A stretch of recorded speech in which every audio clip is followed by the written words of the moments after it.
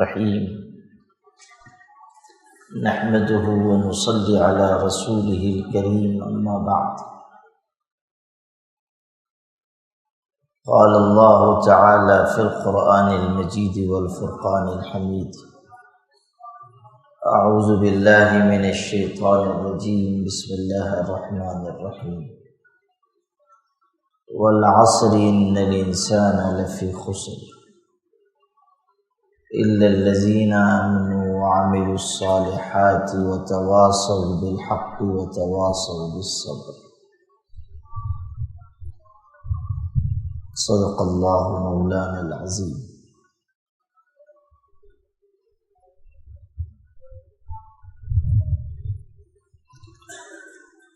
ہمارے آقا حضرت محمد صلی اللہ علیہ وسلم نے ایک حدیث میں ارشاد فرمایا، اغتنم خمسا قبل خمس، 5 چیزوں کو 5 چیزوں سے پہلے غنیمت جانا، یعنی 5 چیزوں کو دوسری 5 چیزوں کے آنے سے پہلے غنیمت سمجھو۔ شبابک قبل حرمی، اپنی جوانی کو اپنے بڑھاپے سے پہلے۔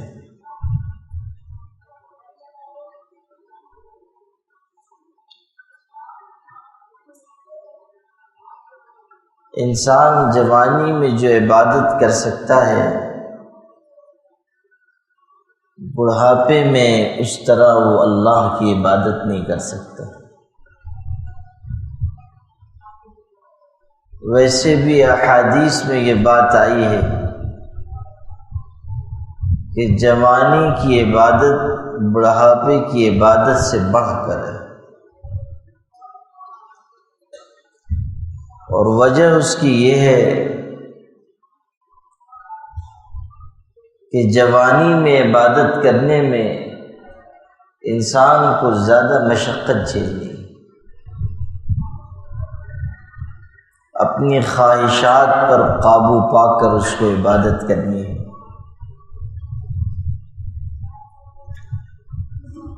بڑھاپا تو انسان کو لاغر، کمزور، مجبور بنا دیتا ہے۔ آدمی چاہ کر بھی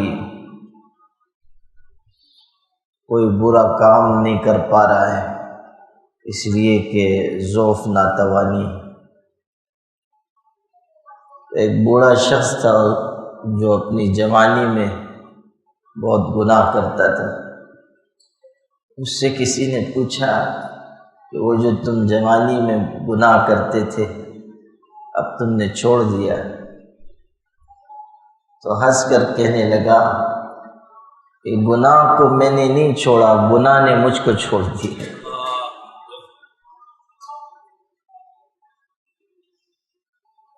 یعنی اب گناہ کی طاقت نہیں رہی، ضعف اور کمزوری اور ناتوانی آ گئی۔ جوانی میں انسان عبادت کرے گا تو وہ اپنی خواہشات پر، اپنی امنگوں پر، اپنی آرزوؤں پر غلبہ پا کر پھر عبادت کرے گا، اور یہ عبادت اس کی زیادہ معیاری ہے اور اعلیٰ ہے۔ پھر یہ کہ زندگی کے یہ وہ حصہ ہے کہ جس میں احتیاط اور تقوی اور اللہ تعالیٰ کی پرہیزگاری اختیار کرنا اعلیٰ ترین ہے۔ حدیث پاک میں ہے، سبعۃ یظلھم اللہ فی ظلہ یوم لا ظل الا ظل عرشہ، یہ 7 قسم کے لوگ وہ ہیں کہ جن کو اللہ اپنے عرش کے سائے میں جگہ دے گا اس دن، جب کہ اللہ کے عرش کے سائے کے علاوہ کوئی سایہ نہیں ہوگا۔ ان میں سے ایک شخص نبی کریم صلی اللہ علیہ وسلم نے یہ بیان کیا شاب نشأ فی عبادت اللہ، وہ جوان جو اللہ کی عبادت میں پروان چڑھتا ہے، یعنی جوانی کے زمانے میں اللہ کی بندگی کے کام کرتا ہے، گناہ سے بچتا ہے، طاعت عبادت میں لگتا ہے، اس کی یہ فضیلت بیان ہوئی کہ اللہ تعالیٰ اپنے عرش کے سائے میں اس کو جگہ عطا کرے گا۔ وہ ان 7 قسم کے لوگوں میں سے ہے جن کو عرش کا سایہ نصیب ہوگا۔ شاب نشأ فی عبادت اللہ۔ تو حضور صلی اللہ علیہ وسلم ترغیب دے رہے ہیں کہ جوانی کے زمانے کو غنیمت جانو، بڑھاپا آ جائے گا، چاہ کر بھی عبادت نہیں کر پاؤ گے۔ کتنے ایسے بوڑھے ہیں بیچارے چاہتے ہیں نوافل پڑھیں، زیادہ نماز پڑھیں، مگر کمزوری کی وجہ سے نہیں پڑھ پاتے، 2-4 رکعت پڑھی کہ ہمت ٹوٹ گئی، جسم ناتواں اور کمزور ہو گیا، خدا نخواستہ کوئی بیماری آ گئی، اب حالت یہ ہے کہ زمین پہ سجدہ نہیں کر پا رہے، ڈاکٹروں نے کہہ دیا کہ سجدہ نہ کریں، کرسی پہ بیٹھ کے نماز پڑھیں، زمین پہ بیٹھ کے نماز پڑھیں، کھڑے ہو کر نماز نہ پڑھیں، اب سجدہ بھی نہیں کر پا رہے۔ اور آج کل تو کرسی پہ نماز پڑھنے کا بھی فیشن بن گیا ہے، ذرا سا بھی کوئی تھوڑی سی بھی تکلیف ہوئی تو دیکھیے تو چیئرمین صاحب بیٹھے ہوئے ہیں، کرسی پہ تشریف فرما ہو گئے، حالانکہ جب تک سخت ضرورت نہ ہو آدمی کو اس طرح نماز نہیں پڑھنی چاہیے۔ اگر کھڑے ہو کر نماز پڑھنے کی سکت نہیں ہے تب بھی انسان کو زمین پر بیٹھ کر نماز پڑھ لینی چاہیے، الا یہ کہ کوئی ایسی مجبوری یا عذر ہے کہ کرسی پر بیٹھ کر نماز پڑھنا ہی ضروری ہے، تب نماز پڑھے کرسی پر، ورنہ نہیں۔ اللہ کی بارگاہ میں حاضری تو نیاز مندی کے ساتھ ہونی چاہیے، عاجزی کے ساتھ۔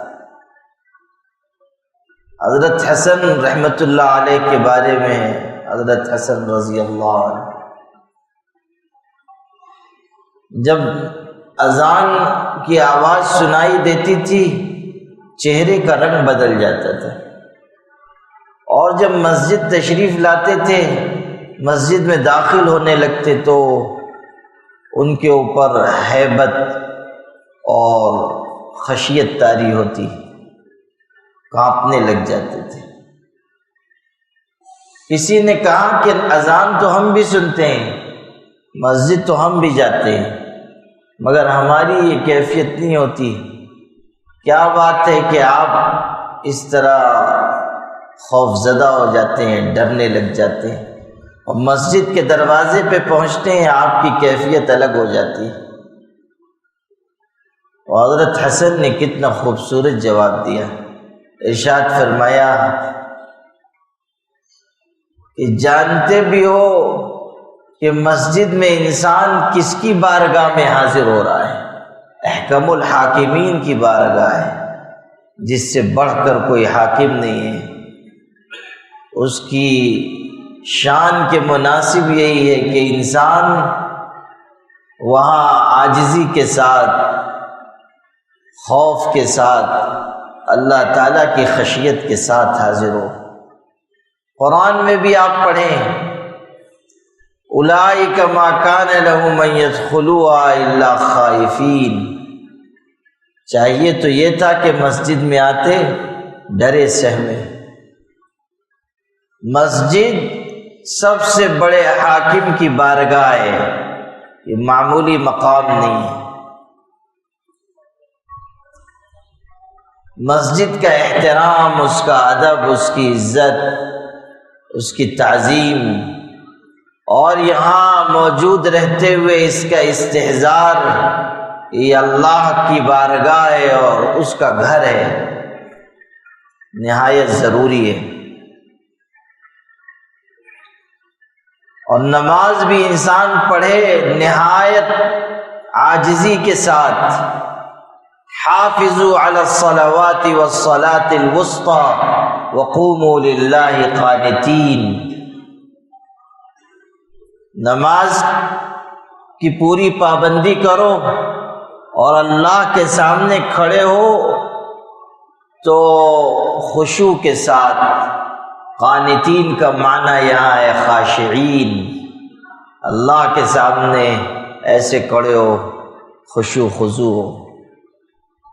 اسی لیے یہ ارشاد ہے قد افلح المؤمنون الذین هم فی صلاتهم خاشعون، وہ مسلمان کامیاب ہوئے جو نماز میں خشوع کرنے والے ہیں، یعنی اللہ تعالیٰ کے ڈر کے ساتھ نماز پڑھنے والے ہیں۔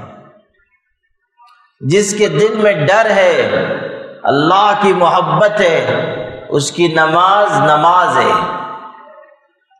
اسی لیے یہ بھی ارشاد ہے وَإِنَّهَا لَكَبِيرَةٌ إِلَّا عَلَى الْخَاشِعِينَ، کہ نماز بہت بھاری ہے مگر ان کے لیے جن کے دل میں خشوع ہے، یعنی جن کے دل میں اللہ کی خشیت ہے، محبت ہے، وہ تو لپک کر نماز کے لیے آئیں گے، ایک نماز کے بعد دوسری نماز کا انتظار کریں گے، ان کی رغبت نماز کی طرف بڑھی ہوئی ہوگی۔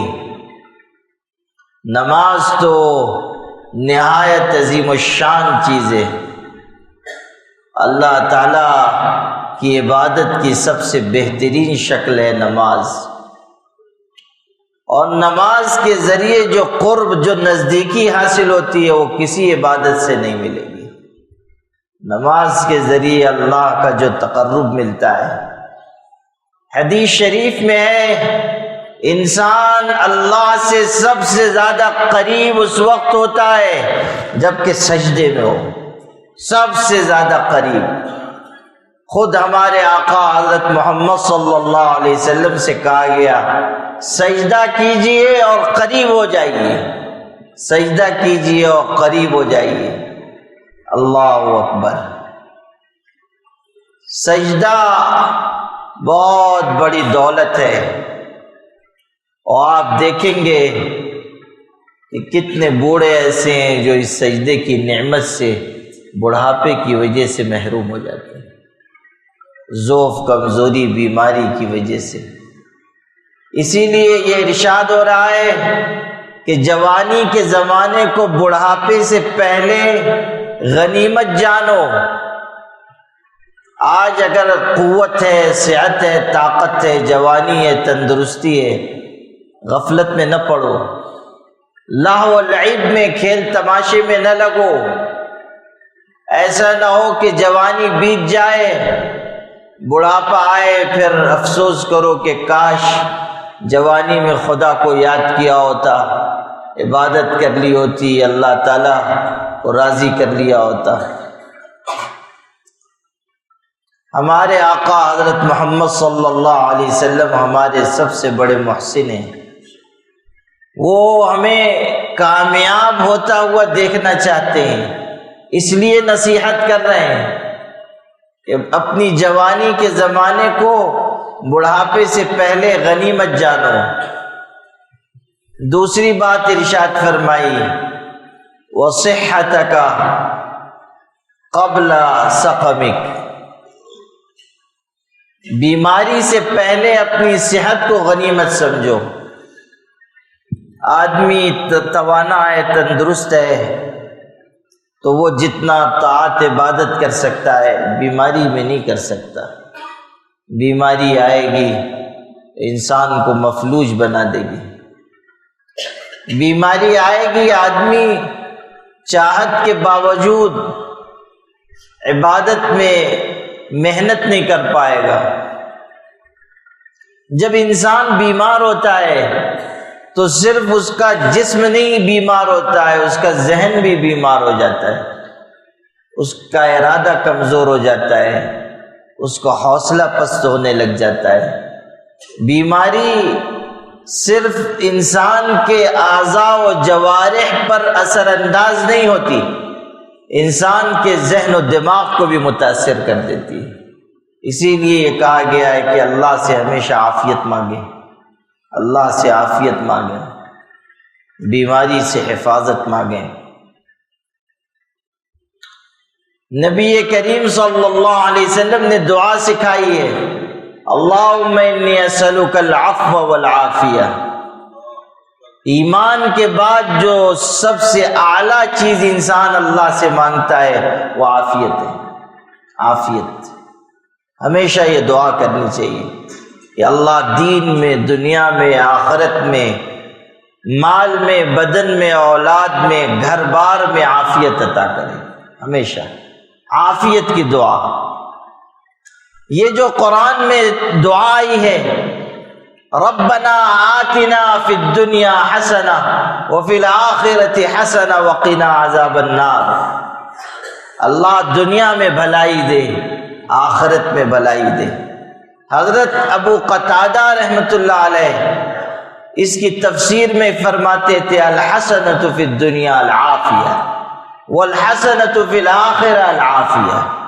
یہ جو ہم مانگ رہے ہیں کہ اللہ دنیا میں بھلائی دے اور آخرت میں بھلائی دے، یہ دعا ہے عافیت کی کہ اللہ دنیا میں عافیت دے اور آخرت میں عافیت دے۔ عافیت ایمان کے بعد بلند ترین نعمت عافیت۔ حضور یہ بھی دعا مانگتے تھے، اللہم عافنی فی سمعی وفی بصری وفی بدنی وفی اہلی وفی مالی، اللہ میرے بدن میں، میرے کان میں، آنکھ میں، اہل میں، عیال میں، مال میں عافیت عطا فرما۔ عافیت اعضاء و جوارح کا نام لیا، جسم کے حصوں کا حضور نے تذکرہ کیا، آنکھ، کان، جسم کے حصوں میں عافیت ہو، اس لیے کہ اگر عافیت چھن گئی، انسان کی بینائی چلی گئی، وہ مجبور ہوگا۔ کان سے سننا ختم ہو گیا، آدمی مجبور ہو جائے گا۔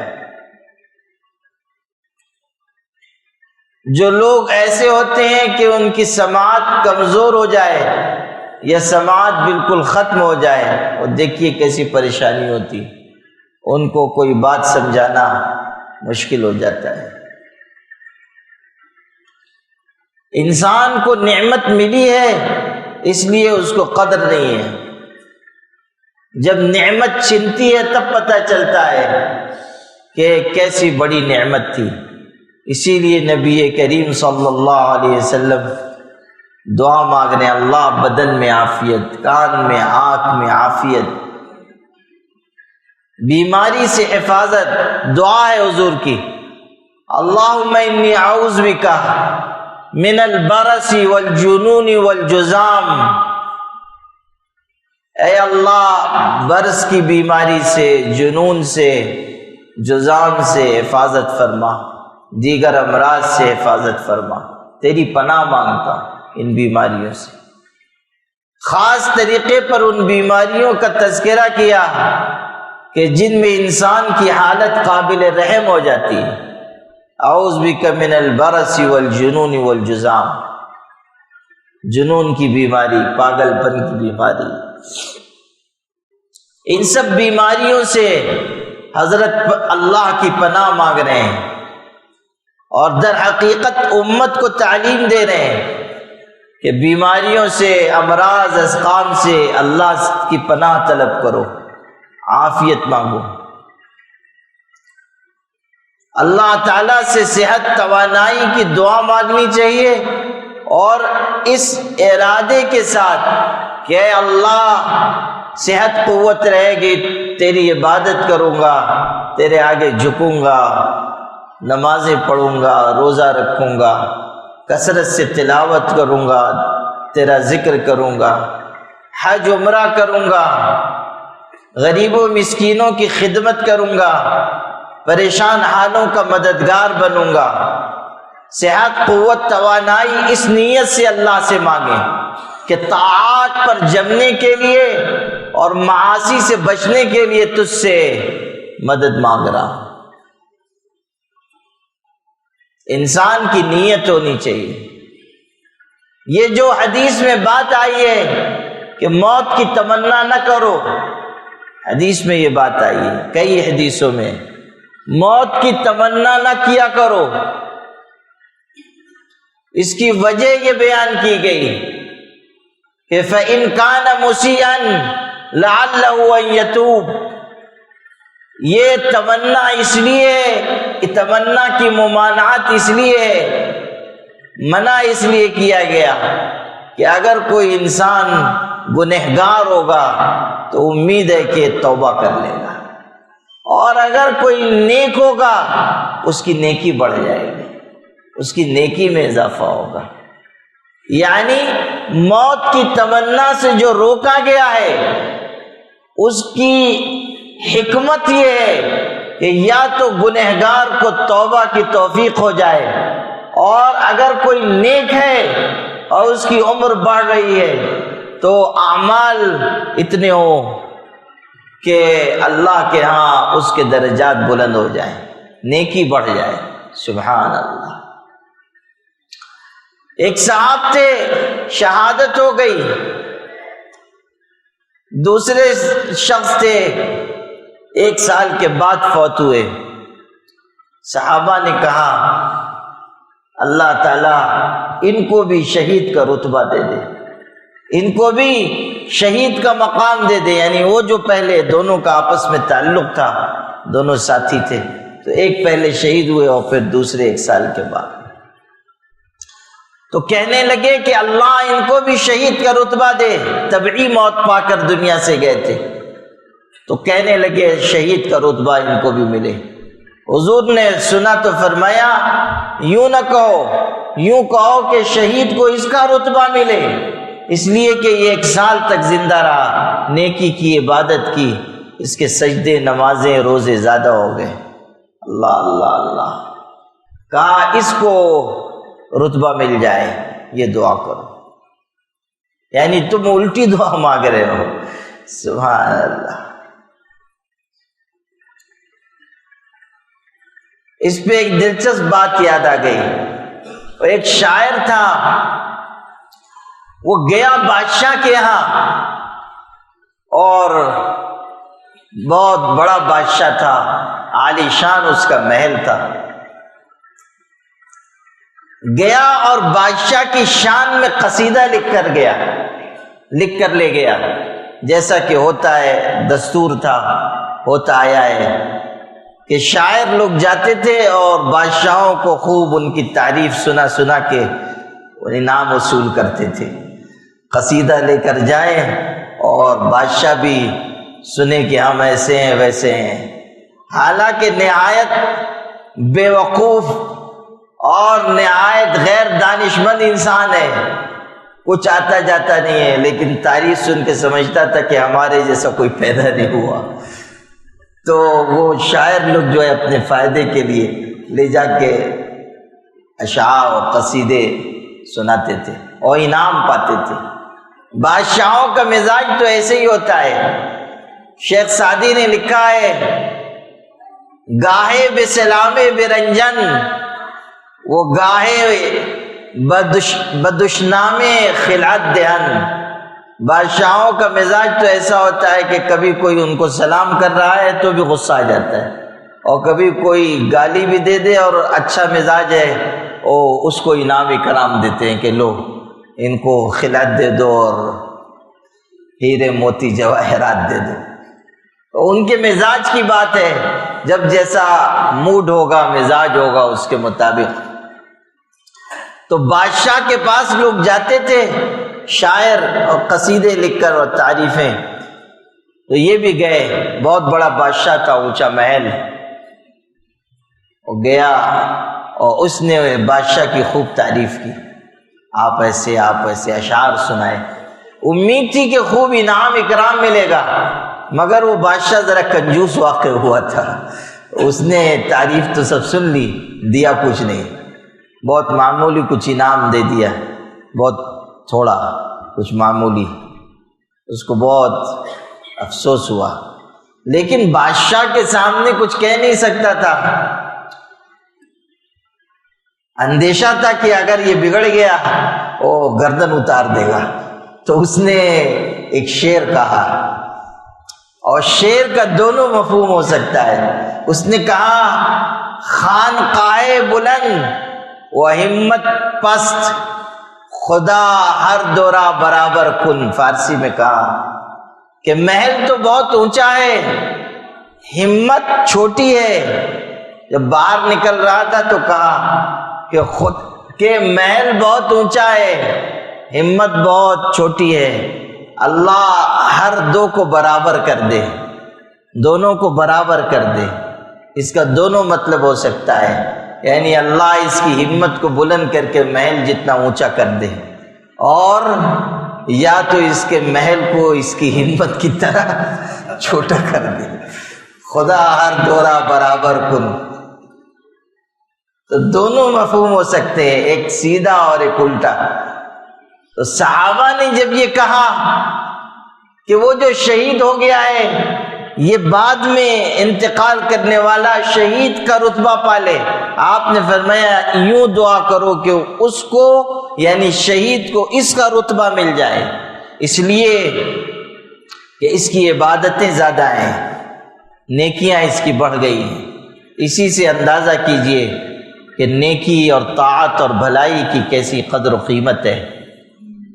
حضرت نبی کریم صلی اللہ علیہ وسلم فرما رہے ہیں کہ اپنی صحت کے زمانے کو بیماری سے پہلے غنیمت جانو، پھر ارشاد ہوا وَغِنَاكَ قَبْلَ فَقْرِكَ، اپنی کشادگی کے زمانے کو فقر و فاقے کے زمانے سے پہلے غنیمت جانو۔ ایک انسان ہے، اللہ نے اس کو سہولت دی، وسعت رزق عطا فرمایا، اللہ نے اس کو آسودگی دی ہے کہ وہ اطمینان سے حقوق بھی ادا کرے، لوگوں پر خرچ بھی کرے، خود بھی اس کو معاش کی اور کمانے کی زیادہ الجھن نہیں ہے، اللہ نے اس کو اچھی روزی عطا فرمائی۔ تو یہ جو اس کا زمانہ ہے وسعت کا، آسودگی کا، اس کو فقر و فاقے کے زمانے سے پہلے غنیمت جانے۔ ایسا نہ ہو کہ انسان مشقت میں پڑ جائے اور پھر روزی کمانے ہی میں اتنا مشغول رہے کہ حقوق ادا نہ کر سکے، عبادات طاعات میں سے حصہ نہ لے سکے۔ چوتھی چیز ارشاد فرمائی فراغک قبل شغلک، اپنی فرصت کے وقت کو اپنے مشغول ہونے کے زمانے سے پہلے غنیمت جانو۔ آج اگر مہلت ہے کہ نماز پڑھ لیں، طاعت کر لیں، تو اس کو غنیمت جانیں۔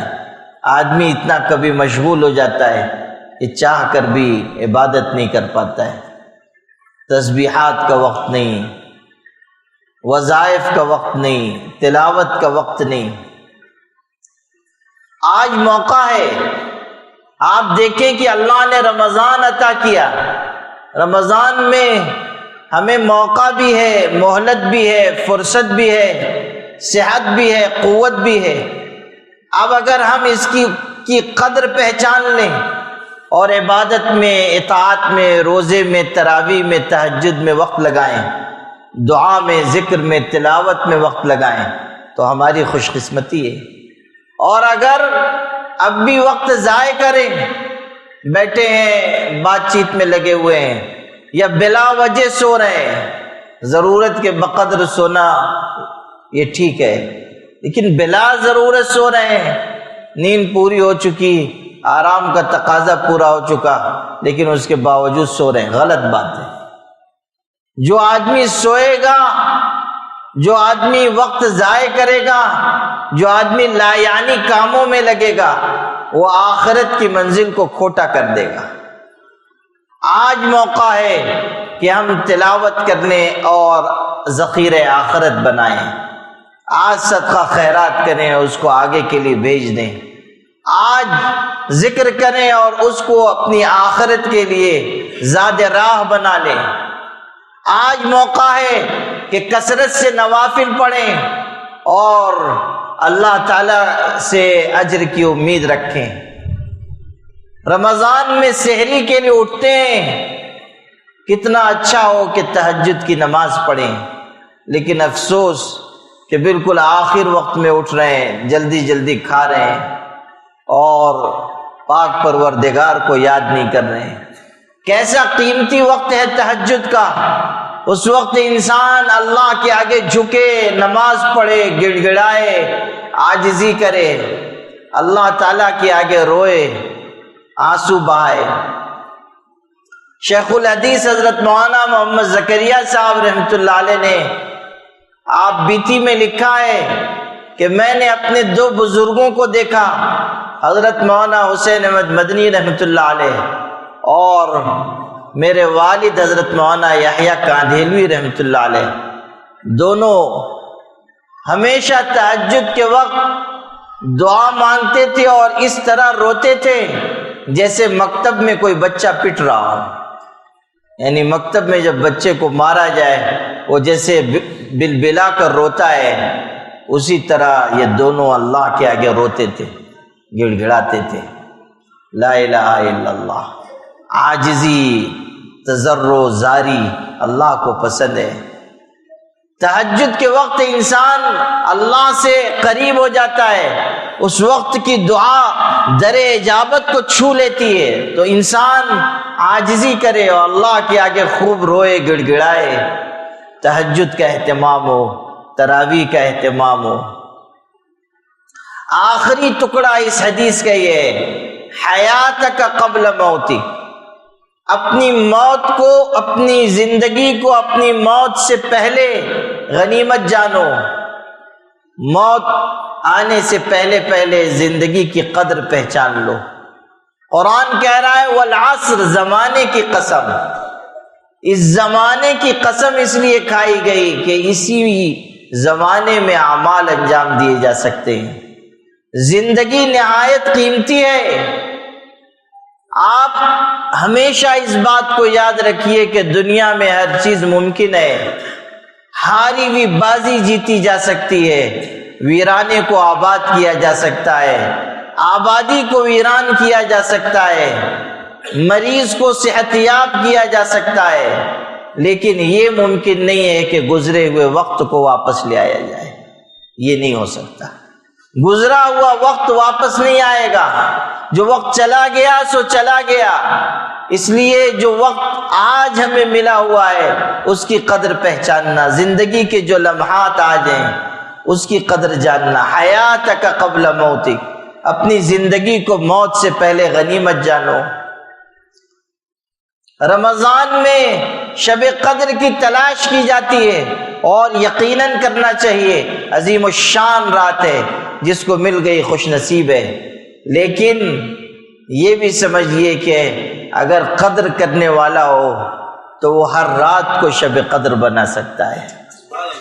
اے شیخ کیا ڈھونڈے ہے شب قدر کا نشان، ہر شب شب قدر ہے اگر تو ہو قدرداں، ہر شب شب قدر ہے اگر تو ہو قدرداں۔ انسان اگر قدر کرے رات کی عبادت اور اللہ سے مانگنے اور دعا کے ذریعے ہر رات کو قیمتی بنا سکتا ہے، ہر رات کو اللہ تعالیٰ سے تقرب کا ذریعہ بنا سکتا ہے۔ مشائخ کے بارے میں ہے کہ وہ ہر دن رات ہونے کا انتظار کرتے تھے۔ بعض مشائخ سے ذکر کیا گیا کہ دنیا ہم کو صرف اس لیے محبوب ہے کہ اس میں رات آتی ہے، رات آتی ہے اور محبوب سے راز و نیاز کا موقع ملتا ہے۔ اہل اللیل فی لیلہم الذ من اہل اللہو فی لہوہم، عارفین کے بارے میں کہا گیا کہ کھیل تماشے موج مستی میں لگنے والے جتنی لذت نہیں پاتے ہیں، رات کو عبادت کرنے والے اس سے کہیں زیادہ لذت پاتے ہیں۔ تو میرے بھائی، رمضان کے دن رات گزر رہے ہیں، ان کی قدر پہچانیں اور زندگی کو موت سے پہلے غنیمت سمجھیں۔ اللہ ہم سب کو قدر کی توفیق عطا فرمائے۔ وآخر دعوانا الحمدللہ۔